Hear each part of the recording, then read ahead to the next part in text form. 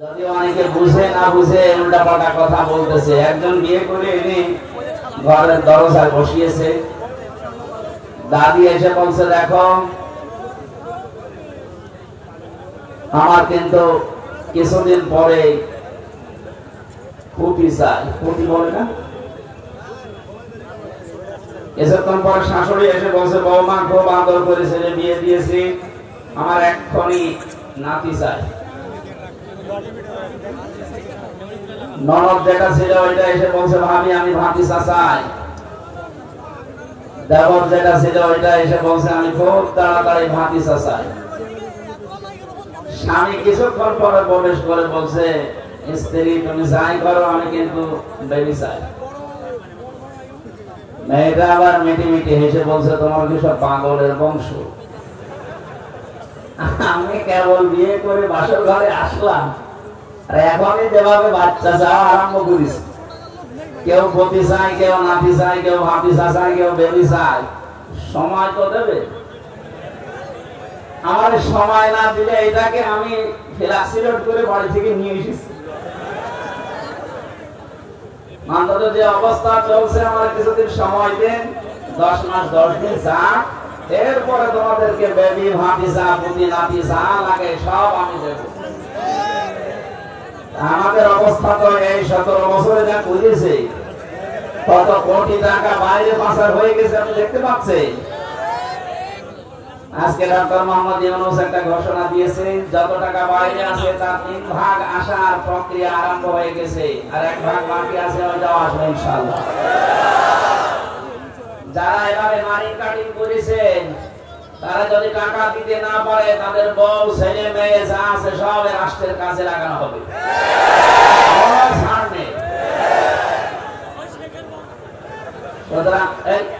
আপনার কথা শোনার চেষ্টা করে। পুত্রবধূ যেভাবে সময় চেয়েছে, একটা সম্মানজনক সময়, বিয়ে হলে তার হচ্ছে না, সময় দেওয়া লাগবে না? এত বছরের ক্ষত শোকাতি হলে যে সমস্ত দিক আর বিভাগগুলো দুর্নীতিতে চ্যাম্পিয়ন, যে সমস্ত কি সব জায়গায় একটা দেশ কত বড় দুর্নীতিগ্রস্ত হলে কেন্দ্রীয় মসজিদের ইমাম পর্যন্ত পালিয়ে যায় বলতো। পৃথিবীর ইতিহাস ইমাম পর্যন্ত পালিয়ে গেছে, অথচ তার দাঁড়িয়ে গেছে। তার বাবার পরিচয় ভালো ছিল, কিন্তু এই লোকটা যে এত নিচে নামবে শয়তানও বিশ্বাস করে না। পৃথিবীর সবচাইতে বড় জালেমের তালিকায় যে 6 জনের নাম আমরা পেয়েছি, তার ভেতরে যে পালিয়ে গেছে, এটার নাম আছে। আর এইটাকে নাম দিয়েছে কওমি জননী। আমি কওমি মাদ্রাসায় 76 জন আলেমের সাথে ছিলাম 3 বছর জেলখানা। ওরা যে কি গালিগালাজ করেছে লোকটারে, আমার মনে হয় সামনে ফেলে গালি দিয়ে ওরে মেরে ফেলবে। জেলের ভেতরে সেই সকাল থেকে শুরু করে আসর পর্যন্ত এক জায়গায় থাকতাম, ওর নাম শুনলে গালি দিত। মাওলানা মামুনুল হক থেকে শুরু করে শাকাওয়াত হোসেন রাজি, যত আলেম ছিল প্রত্যেকে যত মানুষ, যে মহিলা আমাদেরকে আটক করে রেখেছে, এত কষ্ট দেয়, আর তারেও কওমি জননী নাম দিয়েছে, ও হারামি। আমি নিজের শব্দ তো আর বলতে পারলাম না, কারণ ওখানে এক জায়গায় হলে ওনারা বলতো, এখন এতগুলো মানুষের সামনে বলা যাচ্ছে না। তাহলে কোথায় পৌঁছিয়েছিল, এই জায়গা থেকে অন্তত একটা পজিশনে তো নিয়ে আসতে দেবে। বাংলাদেশ জামাতে ইসলামীর শ্রদ্ধাভাজন আমির ডাক্তার শফিকুর রহমান কয়েকদিন আগে কুষ্টিয়ায় গিয়েছিল। সাংবাদিকদের প্রশ্নের জবাবে উনি জানিয়েছেন, হ্যাঁ আমরা বেশি সময় না কম সময় না, কাঙ্ক্ষিত এবং সম্মানজনক একটা সময় দিতে চাই। সংস্কারের জন্য যেহেতু রাষ্ট্রটা এভাবে আমাদের হাতে ছাত্র জনতা তুলে দিয়েছে, সংস্কারের জন্য না, কথা বলেন, যারা আছে তারা অন্তত সংস্কার করুক।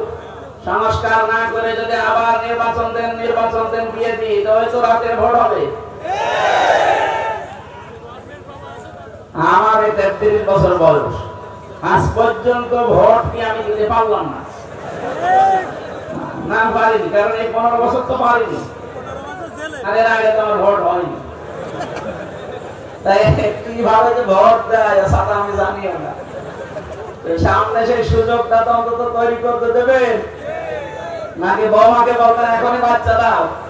কোথায়? ওকে বাবার বাড়ি থেকে হাতে করে নিয়ে আনবে? তাও তো অন্তত উনি নিয়ে আসতেছে হাতে করে। যা প্রথমে যে হুঙ্কার দিয়েছিল আমার মনে হয় সে হুঙ্কার এখন কাজে লাগছে।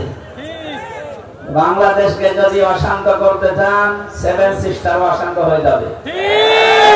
হাত দিয়েছিলেন, কোরআনের পাখির দোয়া ছিল যে আমরা কোরআনের গায়ে ছাড়াই হাত দেয়। পৃথিবীর ইতিহাস দেখেছি, রাশিয়াকে আল্লাহ 12 টুকরা করেছে। আর এ তো একার এমনিতেই লুঙ্গি ধুতি খুলতে খুলতে বাঁচে না। যেভাবে আরম্ভ হয়েছে মণিপুর থেকে শুরু করে, আমার মনে হয় কোরআনের পাখির ওই দোয়া অলরেডি কবুল হওয়া আরম্ভ হয়ে গেছে।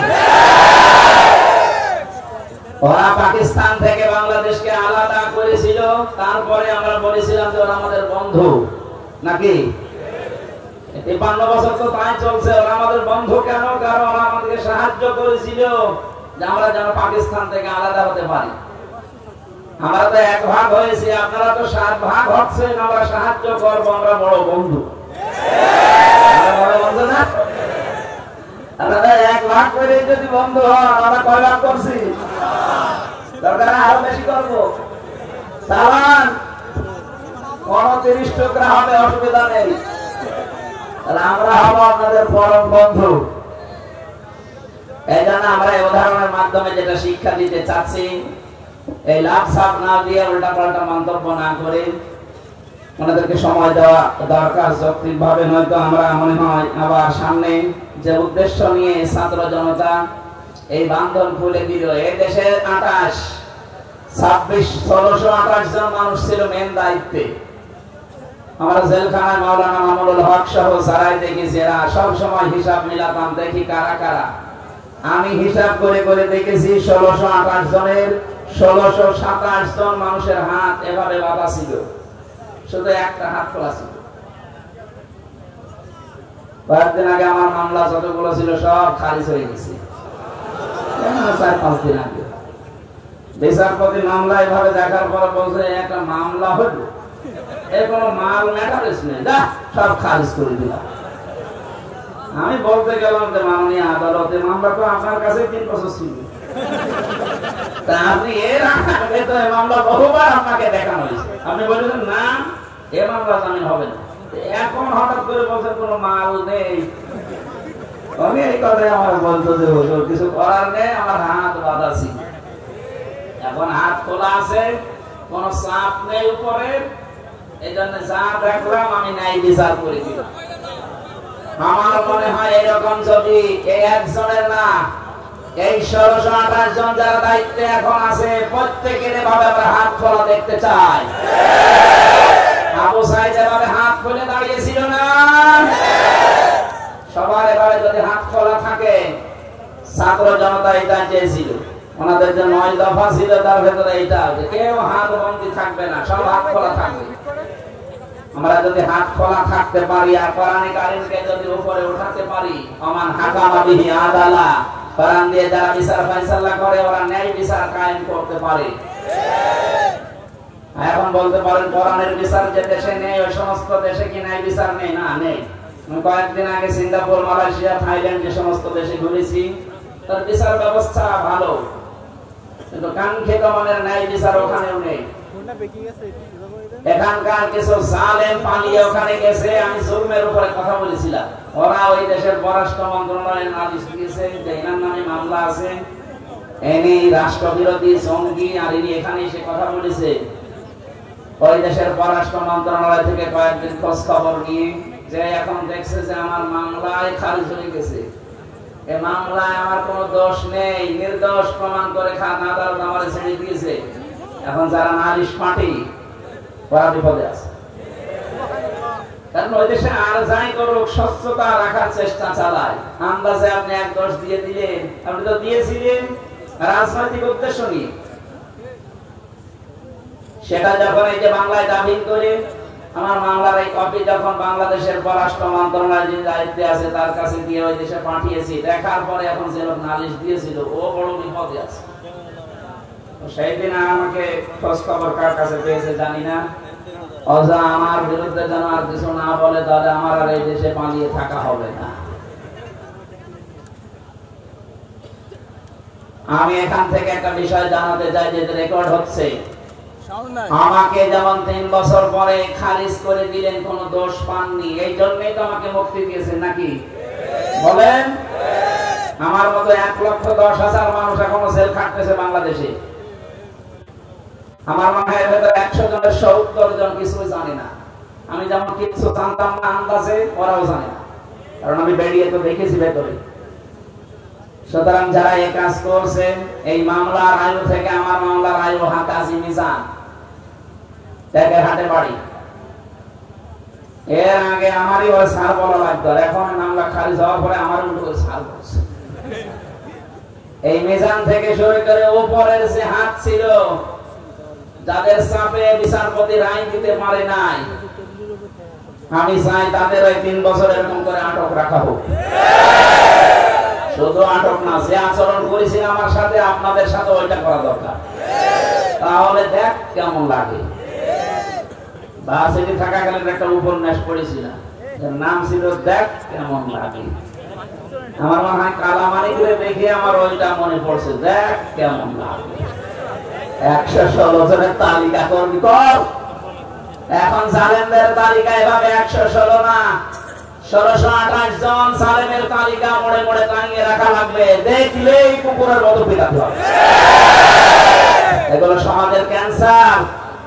হযরত নূহ দোয়া করেছিলেন, লা তাদার আলাল আরদি মিনাল কাফিরিনা দাজ্জারা, ইয়া আল্লাহ এদের আন্ডা বাচ্চা পর্যন্ত জমিনে না থাকে, কারণ ওর থেকে যেটা জন্মাবে ওটা আরো বড় হারামি হবে। জালেমের দোষর যে আরো বড় হারামি হয়। কয়েকদিন আগে একটা ভিডিও দেখেননি? আপা ঘাবড়াবেন না, আপনি ঘাবড়ালে আমার নরম হয়ে যায়। কত বড় জালেম, কত পালিয়ে বেঁচেছে, আর এখান থেকে ভয় দেখার সাহস আছে যে আপনি ঘাবড়ালে আমার নরম হয়ে যায়। তারপরের দিন ওরা ধরে এমন পিটানো পিটিয়েছে প্রশাসন, নরম হয়ে গেছে। কালা মানিকের তো জিনিস উড়িয়ে দিছে, আর ওর মাজা মাজা সব শেষ। বহু মানুষকে এভাবে কষ্ট দিয়েছে। হয় না কততুম ফামাকিবু বিমিসলি মা ওয়াকিবতুম বি, যতটুকু করেছিলে যদি অতটুকু আমরা করি, নিঃশ্বাস ফেলার সময় পাবে না। হাজার হাজার মানুষ এই 17 বছর ঘরে থাকতে পারে না। কি করেছ টের পাচ্ছ? কোন দল বলে খুঁজে পায় না, বলে কি করলাম এত যে আমার কুকুরের মতো পালানো লাগলো। ওনার ছেলে আজকে স্ট্যাটাস দিয়েছে একটা, বাংলাদেশের মানুষ এইরকম যে আমার মা কুকুরের মতো পালিয়ে গেল, এটা বলছে। ও লজ্জা আছে?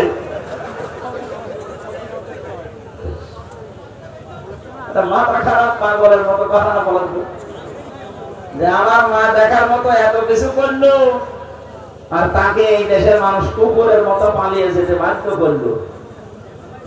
দোষ খুঁজে পান না। আপনার যদি মনে হয় যে আমি কোনো দোষ করিনি, আপনি একা একা একটু শুধু সাতক্ষীরার রাস্তায় 10 জন ছাড়া হেঁটে যান। আমিও হেঁটে যাব, মাওলানা রবিউল বাশার হেঁটে যাবে, আপনিও হেঁটে যান। তো 3 জনের অবস্থা কার কি হয় দেখো, চলেন। আমি কিছু তো করিনি, কিছু করেননি, তাই না? ঘর কি ফেরেশতা বানিয়েছ? জানেন এটা কি? আমি মাত্র 10 দিন ছিলাম, আর 3 বছর তো ছিলাম তো ফাঁসির কন্টেম সেলের ভেতরে। সারা বাংলাদেশের 18 কোটি মানুষ আপনাকে মাফ করে দিলেও ব্যারিস্টার আরমানের বউ আপনাকে মাফ করবে। কি করেছেন আপনি খুঁজে পান না, না? অপরাধ যদি না করে থাকবে তো দাড়ি কেটে ফেললো কেন? ওরে দরবেশ, কোরআনের ভুল করে। কোরআনের সমস্যা আছে, তবে বেসর না, হাদিসে তো বহু সমস্যা। শয়তান আজকে দুঃখ পেয়েছি, আমাদেরকে যেভাবে ফলরে রেখেছে কষ্ট দিয়ে, খাবার দিত মনে হচ্ছে কেউ মাখিয়ে একবার খেয়ে তারপরে দিয়েছে, এই খাবার দিত। আর এই শয়তানদের শুনছি বাড়ি থেকে ভালো খাবার পাঠায় এসি রুমে রাখতেছে। যা করেছেন আলেমদের সাথে অন্তত এতটুকু ওদের সাথে করেন, ওরা যেন টের পায় যে জুলুমের পরিণতি দুনিয়ায় কি হয়, আর আখিরাতে কি করবো ওটা আল্লাহ জানে। যারা জালেম তাদের দুনিয়া শেষ হয়ে গেছে, আখিরাত আপনাদের নষ্ট হয়ে গেছে। কারণ জালেম যারা, এদের কপালে কোনো হেদায়েত নেই, এরা মারা গেলে আল্লাহ নিচে ওদের বিরুদ্ধে মামলা দেবে। আপনি কথাটা কি খুব ছোট মনে হচ্ছে? কারীম জানিয়েছে ইন্নামাস সাবিলু আলাল্লাযিনা ইয়াযলিমুনান নাস ইলা আখির আয়াত। সূরা শুরার 42 নম্বর আয়াতের প্রথম অংশে আছে আল্লাহ পাক বলেন অবশ্যই আমি মামলা দায়ের করব এই পৃথিবীর ময়দানে যারা মানুষের উপরে জুলুম করছে করবে। আমি শব্দটা নিয়ে চেষ্টা করেছিলাম আল্লাহ দেখে কেন করছে করবে দিলেন, খালি করছে দিলেই তো পারতেন। এটা মুজারে বর্তমান ভবিষ্যৎ প্রেজেন্ট ফিউচার। কেন তিনি দুইটা কাল দিয়ে শব্দটা বানিয়ে ইয়াজলিমুনাল মুসলিমুনা না দিয়ে ইয়াজলিমুনান নাস দিলেন? বাস্তব যেটা আমার কাছে ধরা পড়েছে, আল্লাহ পাক জানেন বড় বড় জালেমরা বিদায় নিলে অনেকেই আছে এখনো জুলুম করার মন মানসিকতা নিয়ে এগিয়ে যাচ্ছে। 5 তারিখের পর থেকে আজকের 11 তারিখে 1 মাস 6 দিনে জুলুম হয়নি তা না, অনেক নিরপরাধ মানুষও জুলুমের শিকার হয়েছে। যারা করছেন আশা করে আপনারা থামবেন। অত্যাচারিত আপনারা হয়েছেন, আমরা হয়নি। একটা রেকর্ড দেখাতে পারবেন একামতের দিনের কোন দায়িত্বশীল কোন কর্মী সে যেই হোক এর দ্বারা কোন জুলুম এই 56,000 বর্গ মাইলে কারো উপরে হয়েছে আপনি দেখাতে পারবেন? আপনি দেখান তো আমার শুধু নাম বলেন তো অমুক জায়গায় জুলুম হয়েছে এদের দ্বারা। আপনিও জুলুমের শিকার, আমরাও হলাম। আমরা তো কিছুই করি না, আপনার নামে এত বদনাম আসছে কোন জায়গা থেকে? বারবার আপনাদের কেন্দ্রীয় নেতা যারা আছে ওরা আশঙ্কিত, বারবার দুঃখ প্রকাশ করছে, বারবার দিচ্ছে সাবধান কেউ যেন জুলুম করবে না এ দলের নাম নিয়ে।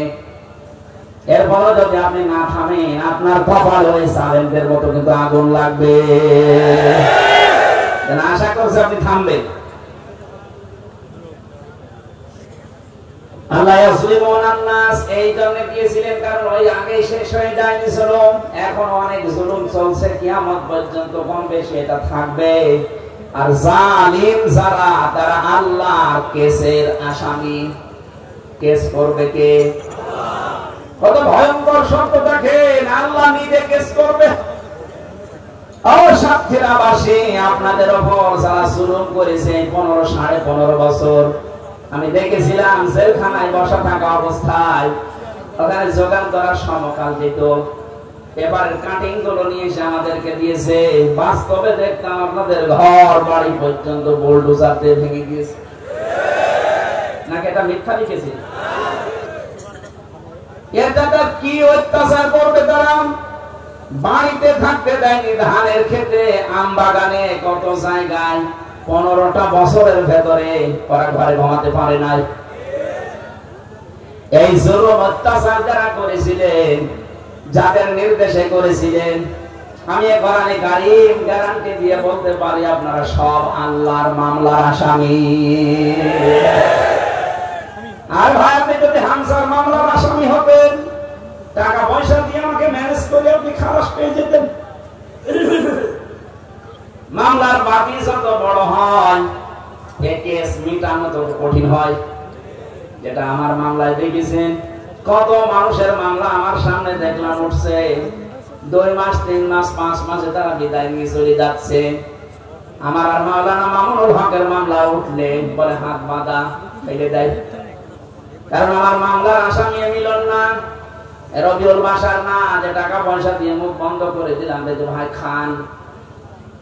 একজন এমন মামলার বাদী, সে টাকা পয়সা অন্য জায়গায় খাবে, আমাদের দুজনেটা খাবে না। যেহেতু সরাসরি রাষ্ট্রবাদী ছিল এই জন্য 3টা বছরে কোন নড়চড় করা যায়নি। বহু চেষ্টা চালিয়েছিল আমার পরিবার, আমার দল, কিন্তু পারে নাই। কি করে পারবে? কারণ বাদী তো সর্বোচ্চ একজন। এবার উনি যদি বাদী হয়ে আমার অবস্থা এই হয়, আপনি এবার নিজের কাছে প্রশ্ন করেন, সাতক্ষীরার যে বাড়িগুলো আপনি ভেঙে দিলেন, সামর্থ্য থাকার পরও যে ছেলেদেরকে বৈষম্যের শিকার বানিয়ে চাকরি দিলেন না, জীবনটা নষ্ট করে দিয়েছেন, এই যে জুলুম অত্যাচার নির্যাতনের কারণে আপনি কিন্তু হামজার মামলার আসামি হয়ে যাননি, আপনি সরাসরি আল্লাহর মামলার আসামি। দুনিয়ার হিসাবে দেখলেন বাদী যত শক্ত হয় মামলা তত কঠিন হয়। এবার ভাবেন আল্লাহ নিজে বিচারপতি, নিজে রায় দেবেন, নিজেই বাদী, আপনার মাপ পাওয়ার কোন সম্ভাবনা আছে?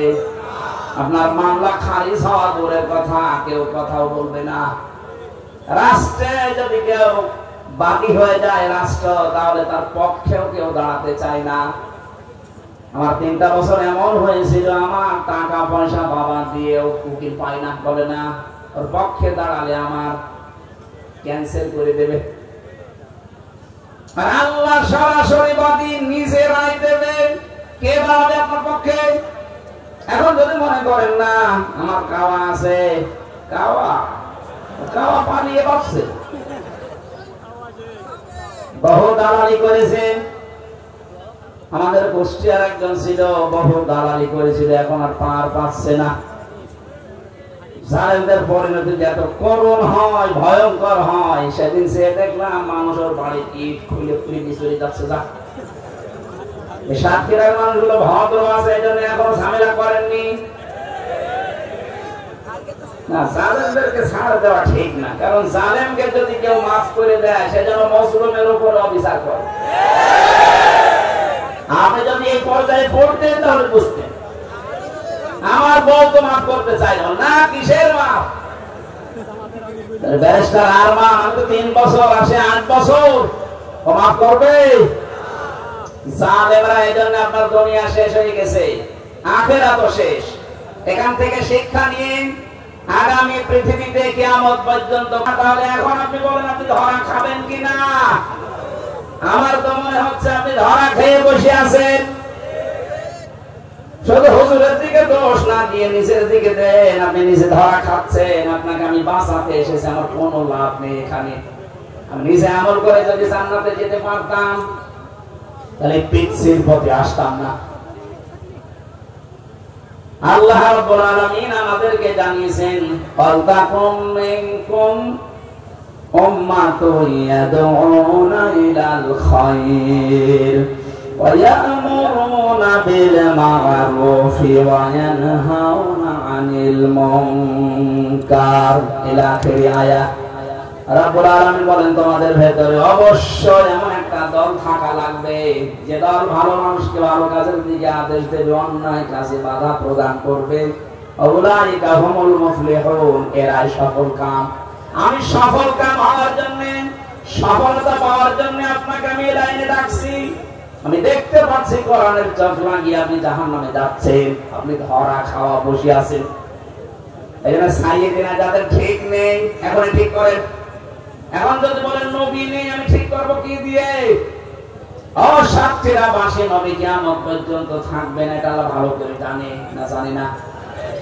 এজন্য কোরআনে আল্লাহ দিয়েছেন, আতিউল্লাহ ওয়া আতিউর রাসূলা ওয়া উলিল আমরি মিনকুম। তোমাদের ভেতরে ঈমান যারা, এই রাসূলরা যারা দাবি করে যে আমাদের ঈমান আছে, তারা আমি আল্লাহর আনুগত্য করো, আমার রাসূলের আনুগত্য করো, কোনো প্রশ্ন করবা না। কিন্তু উলিল আমর, যারা নেতৃত্ব দেবে, যারা নেতা হবে এই দুনিয়াতে কিয়ামত পর্যন্ত, যারা উলিল আমর হিসাবে আসবে, যারা নেতা হবে, এদেরকে যদি মেনে চলতে চাও দেখবা এরা আল্লাহ রাসূলকে মেনে চলে কিনা। এইটা রাজনীতি, কথা বলেন না, এটা রাজনীতি। এটা সম্পর্ক আখিরাতের সাথে নাই, তো আমি আল্লাহর কসম বলতাম না। এটা সূরা নিসার ভেতরে আছে, 5 নাম্বার পারা 6 নাম্বার পৃষ্ঠা 10 নাম্বার লাইনের 59 নাম্বার আয়াতের প্রথম অংশে আছে। রব্বুল আলামিন এই আতিউ শব্দটা নিজের নামে রাসূলের নামে দিয়েছেন, কারণ তাদের মানতে কোনো প্রশ্ন নেই। কিন্তু উলিল আমরের আগে আতিউ, এই ফেল, এই ভার্ব, এই ক্রিয়া, এই শব্দটা আল্লাহ দেননি। একটাই ব্যাখ্যা, সব মুফাসসির একটাই ব্যাখ্যা দিয়েছেন, আল্লাহ রাসূলকে মানতে কোনো প্রশ্ন নেই। আল্লাহ রাসূলের পরে কিয়ামত পর্যন্ত দুনিয়ায় যারা আসবে সে যেই হোক, যদি আপনার বাবাও হয়, আপনার দুলাভাই হয়, আপনার স্বামী হয়, ওকে মানতে গিয়ে দেখতে হবে লোকটা আল্লাহ রাসূলকে মেনে চলে কিনা। যদি দেখেন না আল্লাহ রাসূলকে মানে না, ও যত বড় জায়গায় থাক ওকে মানা যাবে না, হারাম। এবার আপনি কোন হুজুর নিয়ে আসবেন, ফতোয়া উল্টাতে নিয়ে আসেন। আসেন, কত বড় বড় হুজুর বসে আছে দেখছেন না?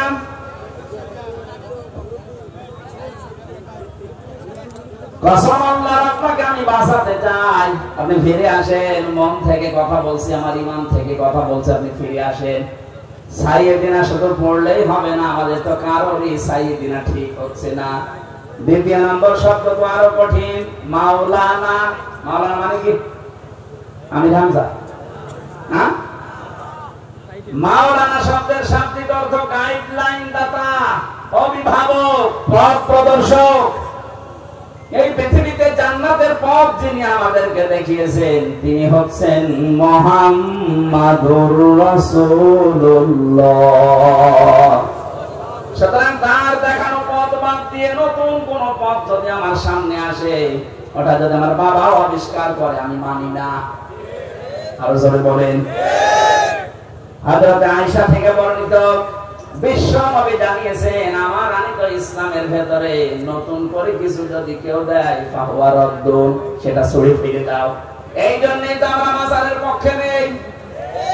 এই জন্যই আমরা মানুষের যে অধিকারগুলো নষ্ট হয় এর পক্ষে নেই, কারণ এগুলো ইসলাম থেকে বাইরে নতুন করে ঢুকিয়েছে। হাজারো জিকির ইসলামের নামে চালু করে দিয়েছে, ইবাদত মনে করে মানুষ পালন করে। জেলখানায় 22 বছরের একজন আসামি ছিল আমার পাশে, ওই যে সোহেল চৌধুরী নায়ক ছিল একজন, সোহেল চৌধুরী হত্যা মামলার আসামি মামুন। এই লোকটা 22টা বছর জেল খাটতেছে, 25 বছর পরে শুনলাম বের হলো।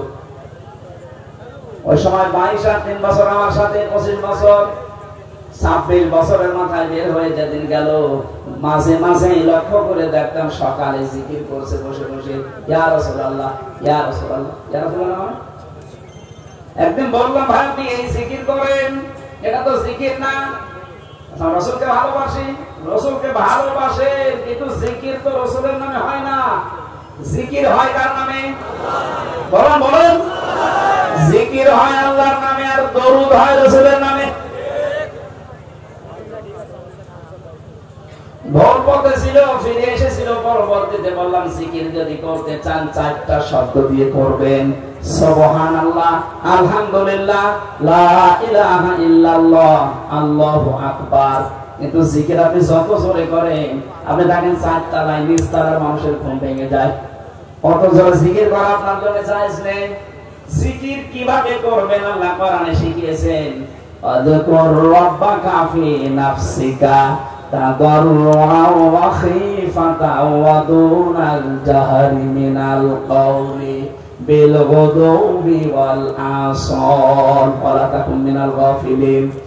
সূরা আরাফ 9 নম্বর পারার 15 নম্বর পৃষ্ঠা, এটা 14 নম্বর লাইনে আছে, 204-5 নম্বর আয়াত। রব্বুল আলামিন বলেন, এই পৃথিবীতে যদি আমাকে ডাকতে চাও, মনে মনে ডাকবা, মৃদু স্বরে ডাকবা, কান্না জড়িত কণ্ঠে ডাকবা, উচ্চ আওয়াজ বাদ দিয়ে ডাকবা। তাতে একটাও মিলছে না। আপনি রবের নামে জিকির করবেন, সেটা না করে জিকির করছেন রাসূলুল্লাহর নামে, এটা ভুল কথা বলছেন। আপনি যদি রাসূলুল্লাহর নামে কিছু করতে চান, তো দরুদ পড়েন সাল্লাল্লাহু আলাইহি ওয়াসাল্লাম, এগুলো পড়েন, কোনো অসুবিধা নেই। কিন্তু জিকির যদি কেউ করতে যায় ইবাদত মনে করে, এটা শুধুমাত্র করা লাগবে কার নামে? অনেকেই বুঝে হোক না বুঝে হোক, যদি ভুল করে থাকে, আপনি ভুল পথে আছেন, ফিরে আসবেন। ওই ধান্দাবাজ লোকগুলো আপনাকে উল্টা পাল্টা জিকির শিখিয়ে তাদের দরবার টিকিয়ে রাখার চেষ্টায় আছে। দেশের মানুষ এখন বুঝে ফেলেছে, এই জন্য দরবার ভাঙা আরম্ভ করেছে, দরবার রাখবো না।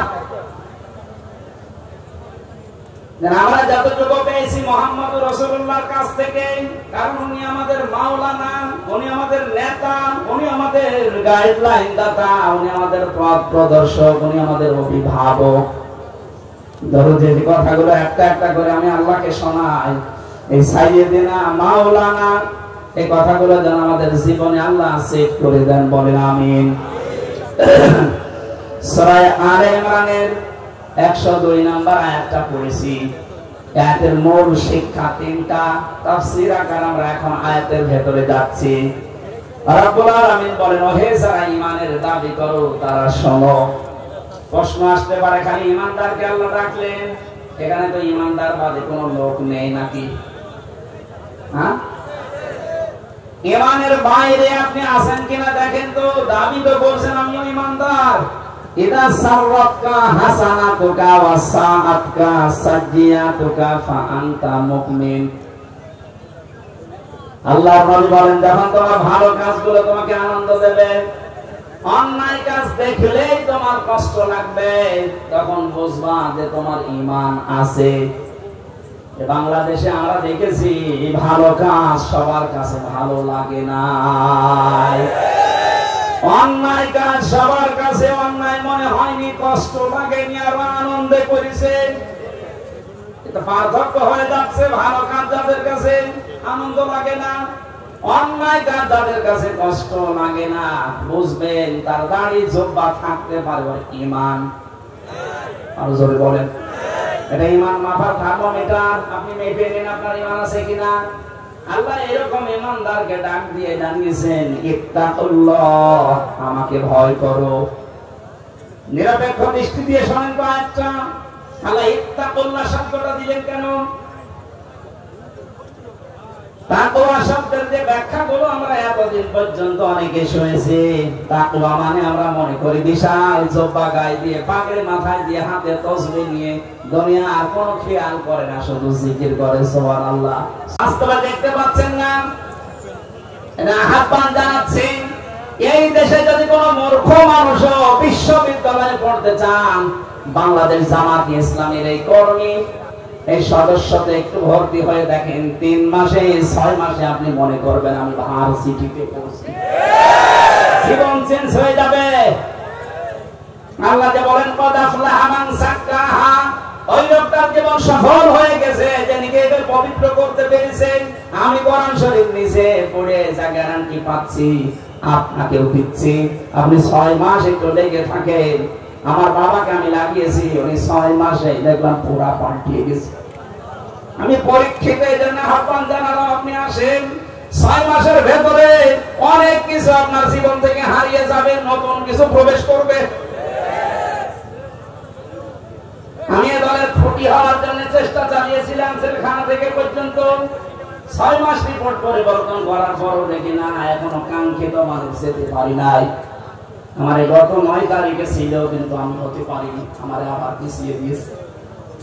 সারা দেশে ঘর ছেড়ে বেড়াচ্ছি, অথচ আমার ঘরে চাল নেই। বলেন না কেন? আপনি ওইটা পাল্টা খালি ধারণা করেন। আপনি হয়ে দেখেন তো, 120টার উপরে আমির জামাত আমাদের প্রশ্ন করেছে, কেন্দ্রীয় যারা তার দায়িত্বে আছে, আমার 120টা মনে হয় 30টা কোন রকমই হয়েছে, আর বাকি 90টা আমি টানা নানায় আছি, পারি না। পর্দার যে বিষয়গুলো আমাকে প্রশ্ন করেছে, আমার মাথা ঘুরে গেছে। পরে কি গো, বহু পীরের দরবারে গিয়েও পর্দা আমি পাইনি। একজন জেনারেল শিক্ষিত, একজন ডাক্তার আমার বলছে খাস পর্দা পরিবারে এবং বাইরে। আমার ম্যাডামের একটা চাচাতো বোনের ছেলে মাঝে মাঝে আমার বাড়িতে আসতো, ওনারা দেখে বলছে ছেলেটা কে? যেই বলেছি ম্যাডামের চাচাতো বোনের ছেলে, কেন্দ্রীয় মেহমান আমারে বলছে 14 জন পুরুষের সাথে মেয়ে লোকের দেখা করা যায় আছে, এটা কোন পর্যায়ে পড়ে? আমি হিসাব মিলাতে পারিনি, ওরে তাড়িয়ে দিয়েছি, বলছি যা তুই বাড়ি চলে যা। অথচ কি হয়, খালা কি হয়, খালা না, ম্যাডামের নিজের বড় চাচার মেয়ে ছেলে কি হয়, এখন বলছে না কেন, খালার সাথে এদেশে আছে। বাবা শাহজালাল সব হালা চলছে, আমার আবার পিছিয়ে দিয়েছে। এই জন্য বলছে, আপনি যদি মূর্খ মানুষ হন, যদি বিশ্ববিদ্যালয়ে পড়ার আকাঙ্ক্ষা থাকে, এ বয়সে তো সম্ভব না। এদেশে আল্লাহর নিয়ামতে এটা আপনি ভর্তি হয়ে যান, দেখেন 6 মাসে আপনাকে বিশ্ববিদ্যালয়ে পড়ার সাথ দিয়ে দেবে। তাকওয়ার ব্যাখ্যা এটা, আপনি শিক্ষা নেবেন এবং প্রশিক্ষণ নেবেন। যে জায়গায় লাগবেন ওর আগে শিক্ষা প্রশিক্ষণ নিয়ে সুচারুরূপে কাজটা আঞ্জাম দেবেন। এই তাকওয়া বাংলাদেশে 1628 জন মানুষ যদি পালন করতে পারে, এই দেশটা আল্লাহ মিনি জান্নাত হয়ে যাবে। আল্লাহ ইমানদারকে ডাক দিয়ে বলেছেন, এই তাকওয়া অবলম্বন করো, হাক্কা তুকাতিহি, যেভাবে অবলম্বন করা দরকার। আমাকে ভয় করা মানে শুধু চোখ পাকায় দিয়ে জিকির করা না, আপনার প্র্যাকটিক্যাল লাইফে তাকওয়া রাখবেন। আব্দুল কাদের জিলানী রাহমাতুল্লাহ আলাইহির বাবা যে তাকওয়া আপনি দেখেছেন, ক্ষুধার্ত অবস্থায়ও একটা জলের সাথে ভেসে যাওয়া, পানির সাথে ভেসে যাওয়া একটা আপেল খেয়েছিলেন, এই জন্যও নিজেকে তিনি মাফ করতে পারেননি। এই তাকওয়া শব্দের ব্যাখ্যা এখানে আমি 9টা জিনিস পেয়েছি। কোন মানুষ যদি দুনিয়ায় তাকওয়া অর্জন করতে পারে, মহান আল্লাহ দুনিয়ায় তাকে 9টা জায়গায় সাহায্য করে। সুবহানাল্লাহ বলতে পারেন না? আর মরণের পরে আল্লাহ তাকে 27 জায়গায় সাহায্য করবেন। এটা ফি জিলালিল কোরআনে, মানে এখানে ইবনে কাসিরের ভেতরে আছে। প্রতিদিন 2-3টা করে তো এজন্য গলা ব্যথা হয়ে যাচ্ছে, আর কথা বললে ভেতরে ঘেমে শোক চলছে। এখন তো মাহফিলের সময় না, আপনারা জোর করে নিয়ে আসেন, আপনারাও ছাড়েন না, আমিও পারি না। আল্লাহ আকবার। মানে এগুলো শীতের সময় দিলে ভালো হয়। শীত শীত লাগে, 1-1.5 ঘন্টা 2 ঘন্টা কথা বললে মজা পাওয়া যায়। ভেতরে এমন আছে যে আমি এমনি আমার সবই চলে না, তারপরেও যদি শোক যায়, কারণ বসে আছে এই যে সে বিসির পালার মতো, ওদের কি হচ্ছে? আমরা এই যে 9টা 27টা এই ব্যাখ্যাগুলো যদি পয়েন্ট আকারে করা লাগে, 1-1.5 ঘন্টা 2 ঘন্টা এমনি সময় লাগবে। এত কথা এই শব্দের ভেতরে আল্লাহ লুকিয়ে রেখেছে। ওয়ালা তামুতুন্না ইল্লা ওয়া আনতুম মুসলিমুন, মরো না যতক্ষণ মুসলমান না হতে পারো। মুসলিম শব্দটা এসেছে ইসলাম থেকে। ইসলাম এসেছে সিলমন বা সালমন থেকে। সিলমন মানে, সালমন মানে আত্মসমর্পণ করা। সিলমন মানে কি? সুখ শান্তি। আমরা নাম শুনি না? আমরা যদি সত্যি মুসলমান হয়ে মৃত্যুবরণ করতে চাই, ইসলাম মানার বাইরে কোনো বিকল্প আছে?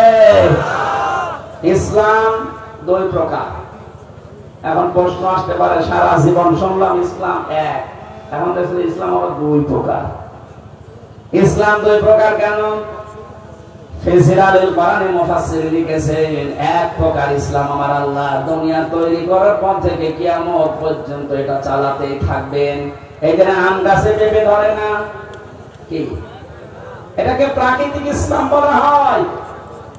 এই যে সূর্য যেখানে উঠতেছে কিয়ামত পর্যন্ত এখান থেকে উঠবে, যেখানে ডুবতেছে কিয়ামত পর্যন্ত এই জায়গায় ডুববে। এর কোনো ব্যত্যয় আছে? বলেন না কেন? এই সাতক্ষীরার ময়দানে কোন হাঁসের বাচ্চারা সকালবেলা কি মিছিল করেছে এই বলে যে আমরা আজকে থেকে আর হাঁস নেই, আমরা ছাগল হয়ে গেছি। ওদেরকে আল্লাহ যা বানিয়েছে কিয়ামত পর্যন্ত এই সিস্টেমই থাকবে। আরেকটা ইসলাম আছে যেটা শরীয়ী ইসলাম। এইটা আমার আল্লাহ নিজে দায়িত্ব নেয়নি, এটা কায়েম করা, এটা কায়েম রাখা, এটা কায়েম করে ছেড়ে দেওয়ার দায়িত্ব আল্লাহ আমাদের হাতে দিয়েছেন। নবী জানিয়েছেন, মান মাতা, যে ব্যক্তি মরে গেল, আলামি ইয়াফসু, কিন্তু গসওয়া করে নাই, জিহাদ করে নাই, যুদ্ধ করে নাই, এই আকাঙ্ক্ষা তার ভেতরে ছিল না যে আল্লাহর জমিনে আল্লাহর এই বিধানটা কায়েম হোক, এই শরীয়ত ইসলাম যেটা কায়েম হোক, এটা কোনদিন কল্পনাও করে নাই। আলামি ইউহাদ্দিস বিহি নাফসাহু, মনের ভেতরে আকাঙ্ক্ষা আসে নাই যে আল্লাহর কোরআন দিয়ে দেশটা চলুক। মাতা আলা শাওবাতিন মিনান নিফাক, নবীজি বলেন এই লোকটা মারা যাওয়ার সময় মুনাফিক হয়ে মরবে। যেহেতু প্রাকৃতিক ইসলাম আল্লাহর দায়িত্বে, শরীয়ত ইসলাম আল্লাহর দায়িত্বে নেই, এটা কার দায়িত্ব দিয়েছে? কাদের? আমাদের। আমরা যদি এটা এখন নিজেদের দায়িত্ব মনে করে পালন করা শুরু না করি, কোনদিন আল্লাহ নিজে আমাদের ভাগ্য পরিবর্তন করবে না। ইন্নাল্লাহা লা ইউগায়্যিরু মা বিকাওমিন হাত্তা ইউগায়্যিরু মা বিআনফুসিহিম, যতদিন পর্যন্ত কোন জাতি তাদের ভাগ্যের পরিবর্তন না চায়, ততদিন আল্লাহ নিজে ভাগ্য পরিবর্তন করে দেয় না। সাতক্ষীরা মানুষেরা, রেকর্ড হচ্ছে এটা, সারা দেশে কালকে যাবে। 18.5 কোটি মানুষকে উদ্দেশ্য করে বলছি, সুযোগ যখন আল্লাহ তৈরি করে দিয়েছে, শহীদ আবু সাঈদ তার জীবন দিয়ে আমাদেরকে সুযোগটা তৈরি করে দিয়ে গেল। কথা বলেন কেন? এই অনুষ্ঠানটা করার জন্য আগস্টের 5 তারিখের আগে আজকে যে পুলিশ ভাইরা এসেছে এদের কাছে মনে হয় 14 বার যাওয়া লাগতো অনুমতি নেওয়ার জন্য। এরপরে নেতা খেতা পাতি যা আছে সবগুলো অনুমতি রাখবো, বাকি টাকা খাইতো। কি একটা অবস্থা আমাদের অনুকূলে এনে দিলেন। 14 জনের কাছে যাওয়া লাগে নাই, টাকাও দেওয়া লাগে না, আর নিজেরা এসে পাহারা দেবে। কায়েম হতে দেন এটা। এই পৃথিবীর ময়দানে যারা এটাকে কায়েম করতে পেরেছে সবাইকে আল্লাহ নিচে রেখে দিয়েছে।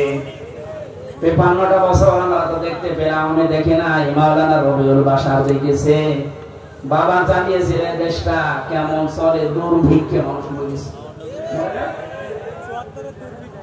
স্বামী জানিয়েছিল, চাচা জানিয়েছে, আমি এ পর্যন্ত জানি না, কারণ আমার এখন ৯২তে জন্ম। বউ জানিয়েছে আর আপা জানিয়েছে, এটা তো দেখলাম। কাঙ্ক্ষিত মানে শান্তি আমি পাইনি। এখন শুধু দেখতে বাকি আছে এইটা দিয়ে চললে কেমন দেখা যায়। কোরআনে কারীম দিয়ে বাংলাদেশ চললে কেমন দেখা যায়।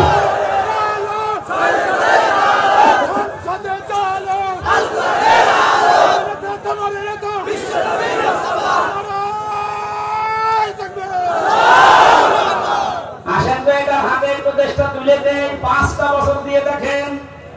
অধ্যাপক আনিসুর রহমান একটা নাস্তিক, আল্লাহকে বিশ্বাস করে না, অথচ এদেশের ইসলামপন্থী মানুষদের আদর্শে এত বেশি অনুপ্রাণিত হয়েছে। লোকটা ঘোষণায় দিয়ে দিয়েছে 5টা বছর যদি এদেশে যারা একামতে দ্বীনের দায়িত্ব পালন করে এদের হাতে কোরআন দিয়ে 5টা বছর এই দেশটা তুলে দেওয়া যায়, এদেশের দুর্নীতি, ছিনতাই, রাহাজানি, ধর্ষণ সব বন্ধ হয়ে যাবে। ওনার মতো একজন মানুষ যদি গ্যারান্টি দিতে পারে, বিশ্বাস করতে পারে, আমাদের বিশ্বাস করতে অসুবিধা কি? আমরা দিতে পারবো না ইনশাআল্লাহ। বড় আশা আমার জীবনের, সবকিছু অন্তত শুনলাম, দেখলাম, শুধু এইটা দিয়ে বাকি আছে দেখতে যে কেমন লাগে দেশ চললে। আল্লাহ তুমি মুসাফির অবস্থায় আছি, আমি দোয়া করছি এই লক্ষ মানুষ নিয়ে এই দেশটা ৫৬,০০০ বর্গ মাইল কোরআন দিয়ে চলছে, এটা দেখে মরার তৌফিক দাও বলেন আমিন।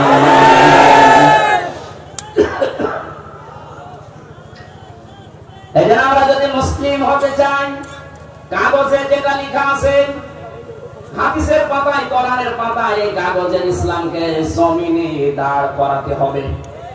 কথা বলেন না কেন? তাহলে আপনি মুসলিম হয়ে মরতে পারবেন।